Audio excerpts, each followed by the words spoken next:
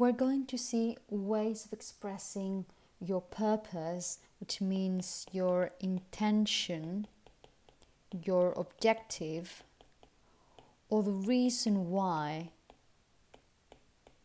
you do things. And we're going to do this by means of different subordinate clauses or different patterns.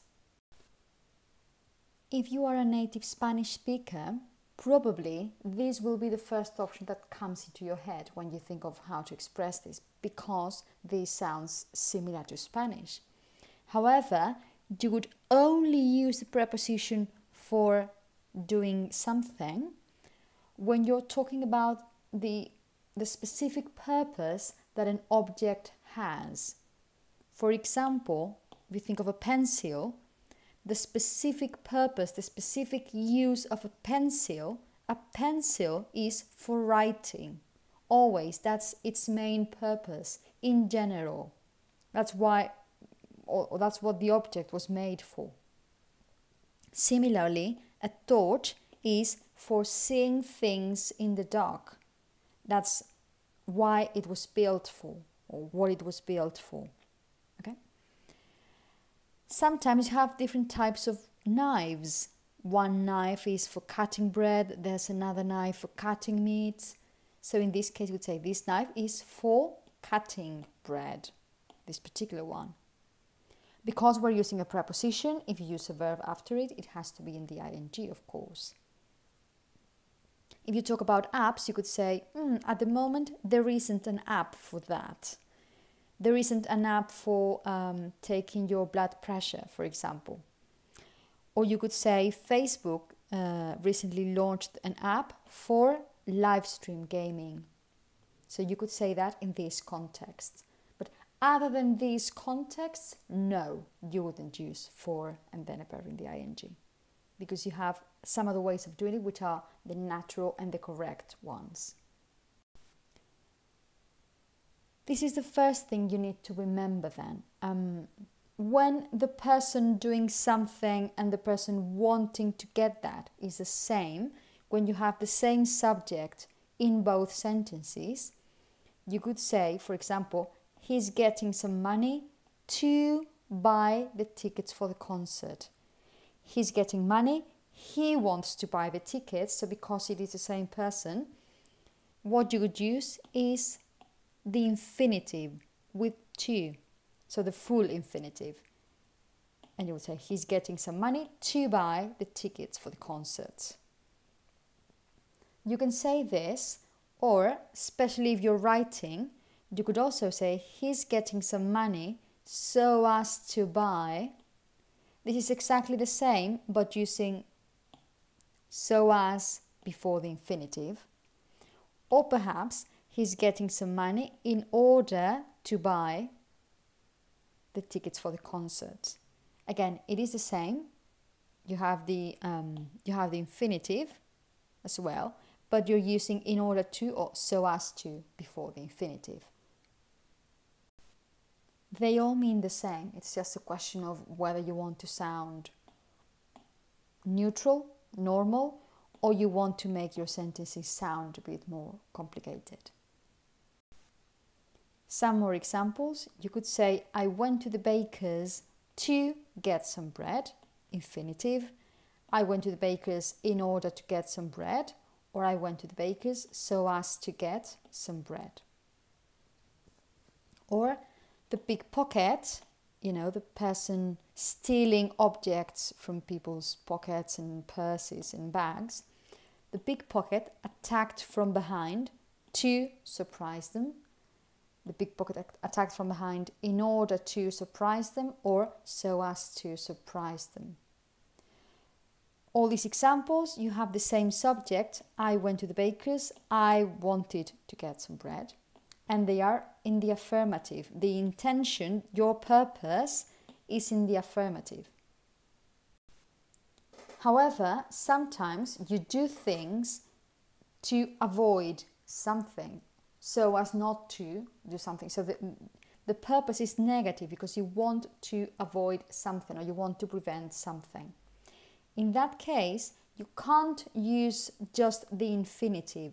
you need to use, that is compulsory, you need to use in order not to or so as not to. So as I said, you can't use just infinitive. You need to use these two expressions. So for example, this person is a bit sleepy or looks a bit sleepy yesterday or whenever. So he could say, I drank a lot of coffee in order not to fall asleep. And you need to say this in this order, in order not to fall. You always, if you have to use an infinitive with to in the negative, the word not has to go before the full infinitive. So I drank a lot of coffee in order not to fall asleep, or so as not to fall asleep. Another possibility, he shut the window, he closed the window in order not to hear the noise of the street, or he shut the window so as not to hear the noise of a street. He shut the window because he didn't want to hear the noise of a street. Or he came in quietly in order not to wake the child. Or he came in quietly so as not to wake the child. In all these examples, the subject is the same, the person doing it is the same in both sentences or parts of a sentence, but the purpose, the objective, is in the negative. However, when the subject is different in the main clause and the purpose expressing and the clause expressing purpose, you need to use these linking words. You need to use so that, or maybe that could be the same, in order that. It doesn't really matter, so that is more frequent. And then you would start a new subordinate clause with subject and verb. And there is a difference here. If your purpose is somehow oriented towards the future, you need to use a subject and then a modal verb, either can or will, and then the infinitive of the verb you want to use. We'll see some examples in a moment.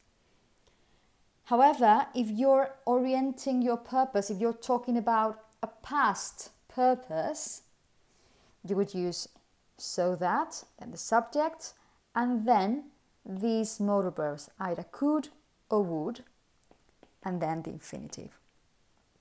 It depends on what you want to say. It could be the same with in order that. You'd say, in order that subject can or will, in order that subject could or would. Let's see what I mean. Let's see some examples. You could say something like, I've come here so that we can talk. We can talk now or in 5 minutes, okay? But notice that you're using the modal verb here. I've come here so that we can talk. And notice how you have different subjects. Or for example, if you have a look at this picture here, you're describing what this man is doing. He spoke quietly in the past. He spoke quietly so that, and a new subject, nobody could hear him. Again, you notice the modal verb here. If you talk about something else in the past, you could say he switched off the TV. He switched the TV off. There should be an article here. He switched the TV off so that the children wouldn't see violent images. You could also say couldn't see, but could be okay. So in the past, he switched the TV off so that the children wouldn't see violent images. More examples to illustrate how you make these sentences when you have different subjects. For example, if you have a look at this one here, you could say, I'm lighting the fire so that the house won't be cold. I'm doing it now for something to happen now, or in the future. Okay, so I'm lighting the fire so that the house won't be cold, or I'm lighting the fire in order that the house won't be cold. And again, notice here the modal verb will, in this case won't, the negative. You could say, I will give her a key so that she can get into the flat at any time. Or I will give her a key in order that she can get into the flat at any time. Again, pay attention to the modal verb here. And finally, something like this. I left the note on the pillow in the past, so it's going to be a past purpose. I left the note on the pillow so that he would or he could find it. But good sounds okay. I left the note on the pillow so that he could find it, or he could find it. But as I said, all the time you need to use either can, will, if it's a future purpose, or would, could, if it's a past purpose. There is another possibility as well, and it sounds totally correct. It's frequent as well. You could use, instead of a so that clause, you could use for, then an object pronoun, and then the infinitive, the full infinitive again.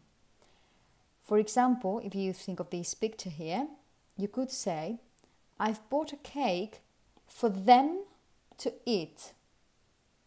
It could be the same as if you said, I've bought a cake so that they can or so that they will eat it. All these sentences sound correct, sound okay, and the tone and register is the same in all three cases. Notice that if you're talking about a cake and you're going to refer to it as an object here again, you tend to omit it. You tend to say, I've bought a cake for them to eat. You don't say for them to eat it. Normally you omit it here if it's the same object. And one more example, in this case a question. Somebody could ask, did she bring her results for us to finish the report?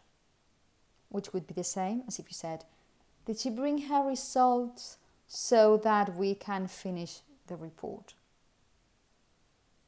Okay, as I said, it's another possibility just for you to know.